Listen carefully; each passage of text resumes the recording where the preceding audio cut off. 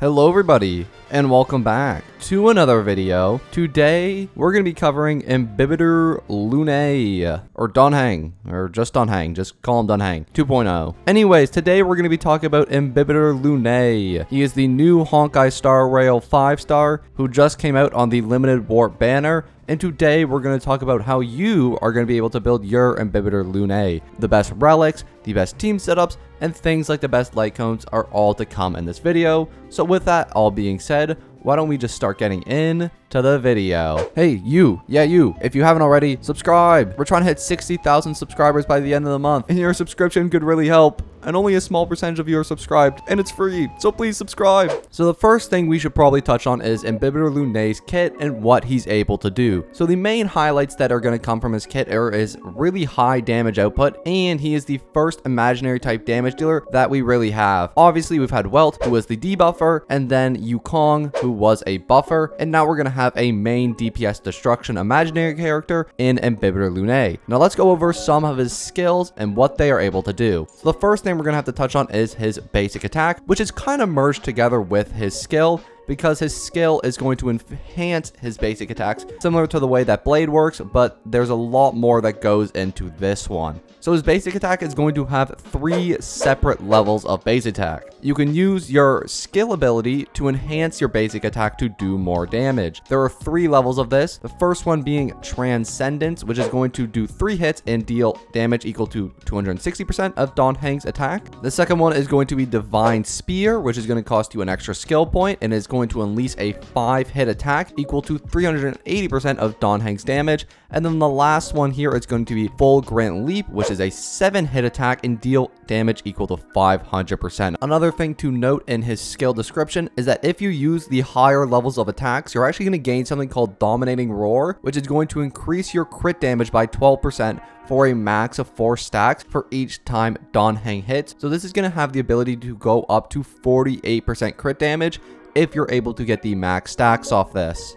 Next thing to talk about is his talent. IMBIBITOR LUNAE's talent is basically going to unlock a new level of damage for him. Essentially, you're going to get these stacks of something completely different than what we just talked about. These are going to be referred to as Righteous Heart, and you're going to gain these stacks after each attack. Essentially, what these stacks are going to do is just increase your damage by 10%. You can get up to 6 of these stacks to max out to 60% damage increase, which is pretty huge. Unfortunately, though, they only last for a single turn, and they will reset at the start of your next turn, so you're only going to be able to use this for that turn.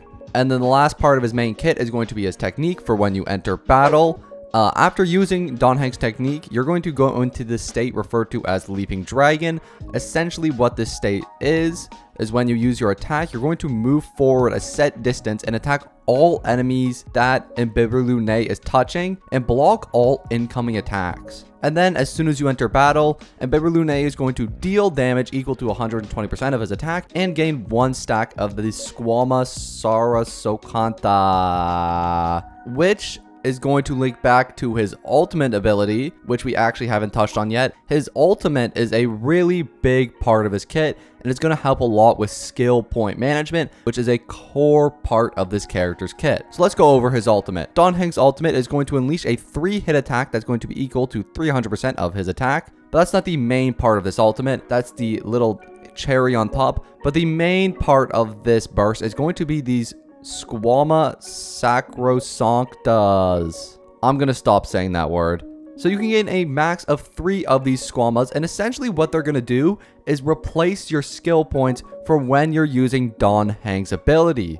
Instead of consuming skill points when you enhance your basic attack, you're now going to instead consume these Squama stacks and use those as skill points instead, making skill point management a lot more easy. Meaning that you're going to want to have a good burst uptime, so you're not using too many skill points with IMBIBITOR LUNAE, instead consuming those stacks of Squama instead of those skill points so that you can use them on other characters. Now, a core part of Donheng's kit is going to be skill point management, and that's going to link back a lot to your team setup and what characters you're using. If they consume a lot of skill points, they may be a little worse for Donheng, but if they don't need as many, then they might be a little better. So let's talk a little bit of team setup for Donheng. One character he's able to pair really well with is Ting Yun. She is an amazing Harmony character who doesn't need many skill points. She only needs 1 skill point consumption about every 3 turns, depending on how much you decide to use her E ability on different characters, but generally she is a non-skill point heavy character. The other great part about Ting Yun in relation to IMBIBITOR LUNAE is that she's able to regenerate burst,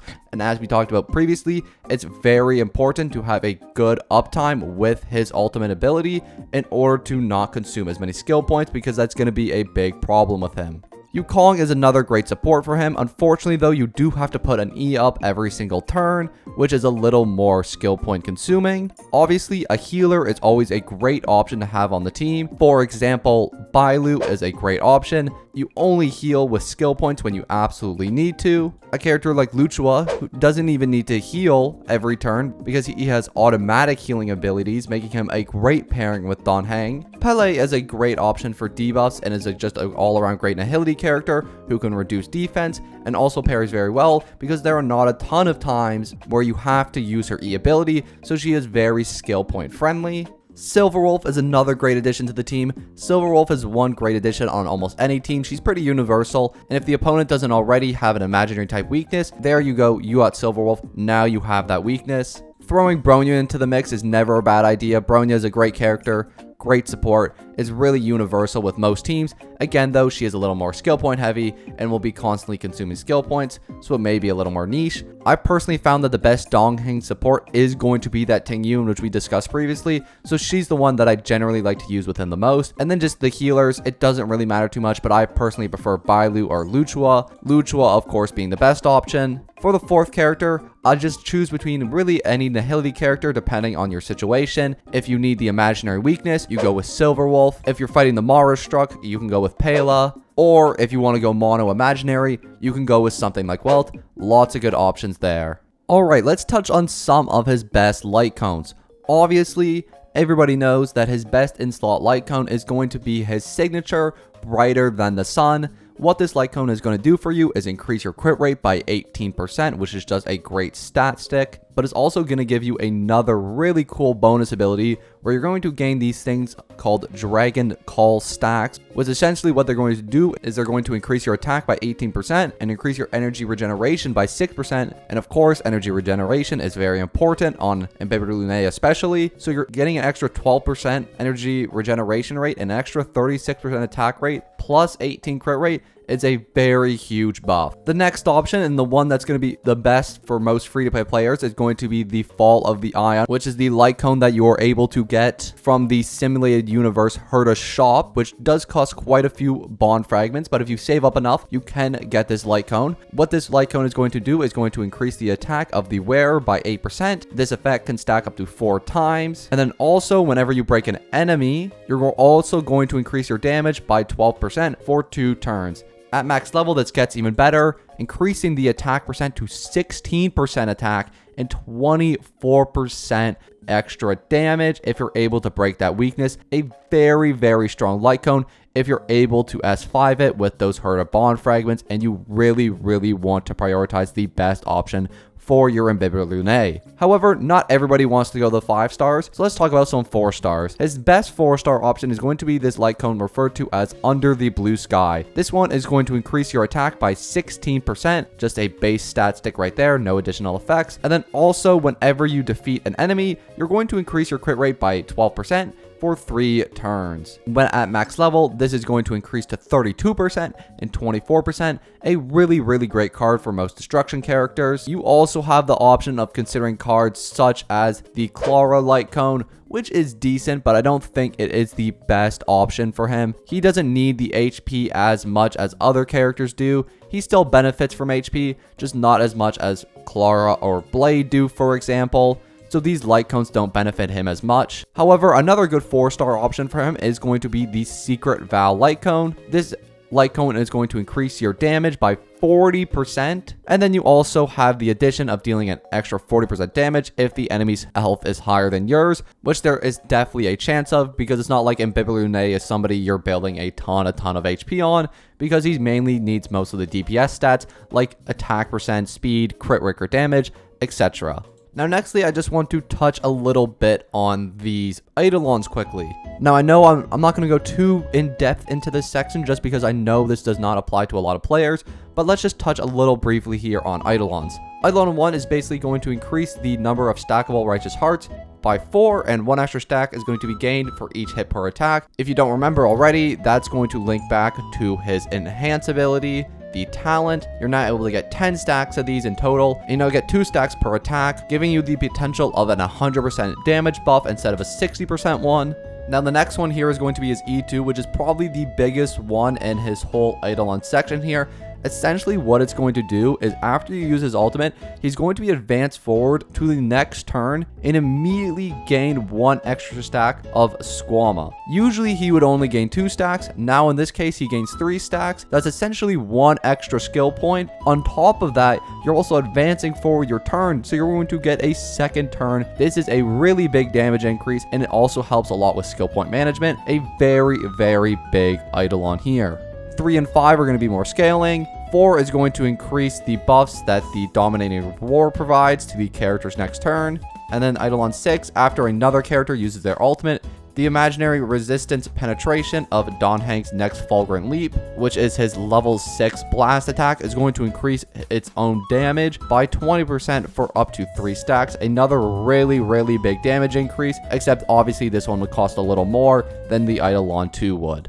Alright, for our last section of the video, let's touch a little bit on relics. So for IMBIBITOR LUNAE's relics, you have a couple options here. The first option is going to be the Musketeer of Wild Wheat. This set is going to give you more attack and then also increase your speed and your basic attack damage. And obviously with IMBIBITOR LUNAE, you're going to be doing mostly basic attacks. So he makes advantage of every single set effect in the Musketeer of Wild Wheat.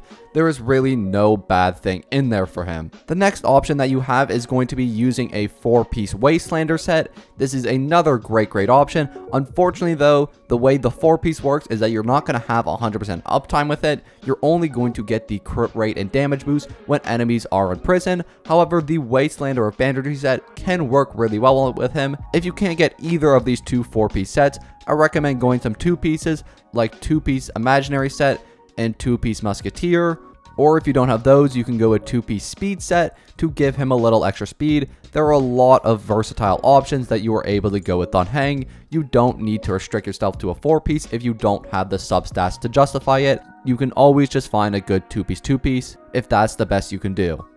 As for Don Heng's Rope and Sphere, you have quite a few options. The first option being the Reliant Arena. This one is going to give you an extra 8% crit rate, which is obviously very good. And then also if your crit rate reaches 70% or higher, which it should be if you're running this set, plus a crit rate body, or if it depends on the light cone you have, you should be able to get the bonus effect of this set, which is going to increase your basic attack and skill damage by 20%, which is really big for IMBIBITOR LUNAE especially. Increasing that basic attack damage, this is going to give him a gigantic buff. This is probably the best set you can get for him. Other great options can include things like the Space Ceiling Station, which is going to increase your damage by 12%, and also when your speed reaches 120 or higher, you get an additional 12% attack. Another really nice buff. Another good one is the Celestial Differentiator, which is going to increase your crit damage by 16%, and also when your crit damage reaches 120 or higher, you're going to immediately increase your crit rate by 60% on the first turn. This one is a little more niche, but it can still be very good for Don Heng nonetheless. Now let's talk a little bit about the main stats you're going to want on these pieces. So for Don Heng's body, you're going to want to go crit rate or crit damage, whichever one you need more to balance out that ratio. That is probably what you should do for Don Heng. You can go attack percent, but that's a lot more niche. I strongly recommend you go crit rate or damage. For the boots, I highly recommend speed. There is not a better option than speed boots for our guy Don Heng. You do have the option of going attack percent. Again, attack percent is always a viable option, but I tend to like speed boots as that's going to give him the best chance of getting that good ultimate uptime so that he can reuse that ultimate as much as possible. Nextly, for the orb, you're going to want to go imaginary damage bonus. Imaginary damage bonus is just going to give more damage output, more than any other orb would. Lastly, for the rope, you have 2 options here. Again, attack percent, another one that you have the option of going, but you also have the option of going energy recharge, which again can be very beneficial for Dan Heng. If you do have his signature light count, I'm going to suggest going against energy regeneration, or if you have his Eidolon 2, I also don't think you need it as much.